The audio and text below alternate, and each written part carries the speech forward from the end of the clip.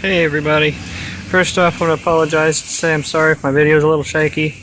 I'm only using one hand to hold the phone because this one's a little greasy and it's not my good hand. So, not much going on here lately. I've kind of hit a snag because pretty much used all my money to buy this thing in the first place. Now I have to keep saving up little by little to do any kind of rebuilding on it. First things that's going to have to be rebuilt are my both brakes. Even though they're in good shape, this one completely broke off getting it out because it was pretty stuck on there. And then obviously my carb's going to have to be rebuilt. I'm going to have to put in a new battery cable running down to the starter because some mice or whatnot got a hold of it. And then I got to get my steering rebuilt. So here's what I've been up to this evening after work. The biggest thing was I finally got this thing pulled off. I had originally moved the drum so that way we could roll it back. Well, I still haven't got the portable tank yet to air this tire up, so the missus said just to leave it here for now. But I finally got that bad boy out. They're gonna have to be rebuilt. Well, not completely, but at least new shoes put on and cleaned up and new gaskets. That's what made it so tough, was they put a Forma gasket or something on it and it just stuck it on there. The other one slid right out, so I don't know why that one was such a pain. But I'm glad I got it out. And I don't know, not a whole lot going on. Haven't completely freed these up yet. They're moving a little bit up at the top. They're completely free at the bottom. So I may take some heat to them a little bit. I don't want to damage anything, but I remembered my mother-in-law gave me this little propane torch to use just for little stuff. So I used it to kind of help melt some of that gasket and help me get it out. And then the missus ain't going to be very happy, but two of our cheaper knives, I had to use that to get between the brake and the transmission case to even do anything. Once again, I'm sorry if my camera's at weird angles. I'm having a hard time holding this with my left hand. Okay, this is kind of what I've been working on the last couple days. I've been trying to figure out what's going on with my steering. As you can see, here's my, what is that? That's my sector gear. Sorry, had a brain fart. It's not super worn, but you can see as I turn it, there's chips out of teeth and whatnot. I'm sure I could file those down, but at the same time, if I gotta get a new eccentric bushing, I'd rather get a new sector gear too. And then I wanted your guys' opinion on this because I can't seem to make it out. It'd be really nice to have another John Deere person live close to me. If you can see in there, you can see I don't have any eccentric.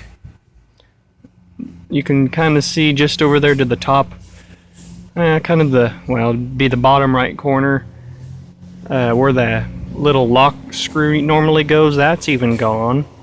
So my first question is, because, that's that, and then it dips down right around there. I thought the eccentric went down deeper than that, so I'm really, really afraid that it's broken. I mean, I don't think it's broken, but could it be broken down in there? I really hope not, because I need to get another eccentric on this thing so I can adjust my steering, and man, I'm not looking forward to pulling that out if it is. That's not going to be a fun day, and it's going to be a while before I can even do it, because I'm going to have to go try to round up the tools to do it. So, I mean, tell me what you guys think. Sorry, I know my voice is cracking. 22 years old and my voice is still cracking. Like I was 12 again. Yeah, I can't tell if it's broke down in there or what. Surely not. Then again, I can't really blame the guy for not putting it back in. I seen John Deere wants over $300 for a new one. Another guy wants over $200 and he makes them brand new. Boy, that's just a little high in my price book. Other than that, I mean, what you see is what you get. This is going to be a pretty slow project, so you guys bear with me. I'm basically just going to come out and tinker with it whenever I can, and if I run out of stuff to tinker with, then I got to wait a couple paychecks to save back up money and then get it done. I want to drop my shoes off at Sharps along with the carburetor here in it'll probably be a couple weeks because the carb's got to get rebuilt. An ear needs brazed back on it, and they're going to redo my shoes. I still call them pads, but shoes for me. So, but I'll let you guys look at this. Everything's free on it. My other brake was in a little bit better shape. This one's got some wobbliness to it, so of course that shaft down there's it's a little wore out. It's usable for now. One of these days I'm going to replace it though. And then sorry. This is free. It's a little stiff, but I had something against it earlier and it was pushing on it. So that's free. Both of the adjuster nuts, fell right out. So nothing's frozen in there. It's not all rusted up or anything. It's nice and free. Ah, crap. Part of this video may be upside down. If so, I do apologize. It was just the angle I was holding my camera at, and my camera flipped it on me. I do apologize. Some point, I don't know if I want to do it. I'm kind of getting curious about it. Just to say I've been into it. I'd like to maybe get my governor and my fan shaft off.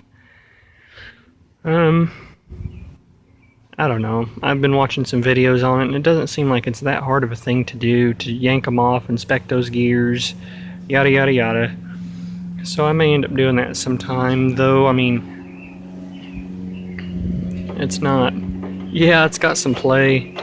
And yeah, my pulley's got a little bit of side-to-side play, and they are splined. They're not keyed. I looked that up. So... yeah, it's just really getting hard to not just full-on restore this thing yet whenever it's got some mechanical stuff. But maybe if I can mechanically restore it, I can save the cosmetic stuff for later. I don't know. Don't tell the wife that. You can see my lovely garbage bag. That's stormed earlier today, which you can hardly tell because it's 90 degrees back outside now. And had to come home real quick on lunch and throw that over my manifold. So, yeah, this is what it's looking like. Seems kind of silly. So, don't laugh at me. I know I'm kind of gross looking right now. But, I've decided to go ahead and keep a log of everything I do. So if I do something, like I didn't do anything yesterday, so I didn't write down anything yesterday, but I did stuff today on it. So I'm going to date it and write it down with stuff I did.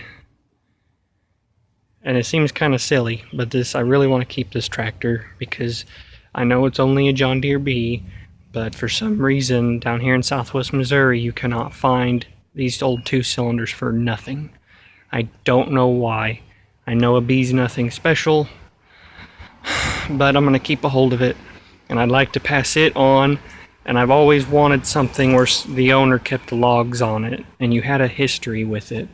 And even though I don't really know much history on it, and the thing's already 64 years old, I want to keep a log of everything I do to it. My wife's a photographer on the side. She's going to help me take pictures and photograph it, and I'd like to keep that for my family or anybody who buys it. So they know what's done to it. They see the history on it. I think it'd be really cool. So, anywho, yeah, and I'm aware I say anywho a lot too. I mentioned that the other night to my wife. So thank you guys for watching along with me. I really do appreciate it. This is kind of my hobby, and I love doing what I do, even though it never fails. I always beat myself up whenever I come out here. I bruised a couple fingers and got scratches and whatnot, but they're not lying whenever they say it's a labor of love. So, yeah, there you have it. There's what I got done today. So, anyways, thank you guys, and I'll talk to you later. Try to stop this.